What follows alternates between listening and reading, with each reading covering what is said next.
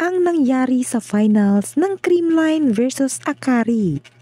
At ang kaguluhan sa PVL ay atin nang alamin. Ito nga ang nangyari. Karamihan nga ng fans na nanood sa PhilSports Arena ay hindi pa rin nakaget over sa ginawa ng Akari Chargers noong laban ng PLDT versus Akari. At ito nga ang naging reaksyon ng isang player ng Akari.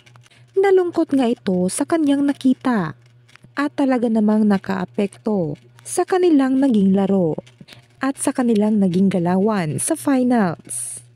At may isang fan din na binandera ang kanyang black shirt na may nakalagay na "Play Fair" at pinakita nga niya ito sa mga Akari players.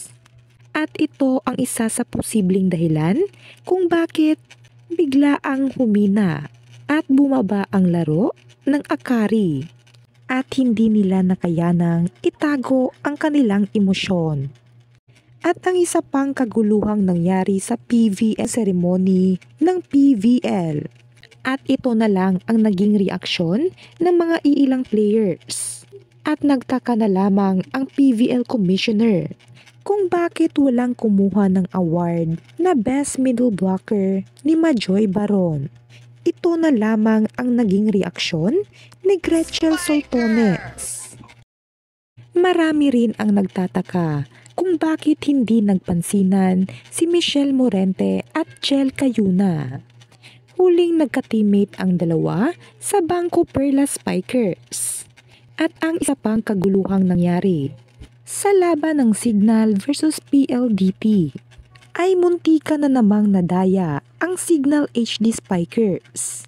At ito naman ay dahil sa mga mali-maling tawag ng referee. Ibinigay pa rin nila ang punto sa kalaban kahit alam naman nilang hindi talaga tumama ang bola sa ulo ni Ces Molina.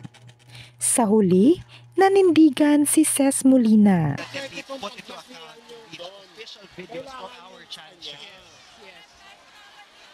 Kinukulit nito ang referee hanggang sa nagpakita sila ng challenge. At hindi nga talaga ito tumama sa ulo ni Ces Molina. Kaya naman, napakaswerte ng Signal dahil binigay rin sa kanila ang puntos na nararapat sa kanila. At sa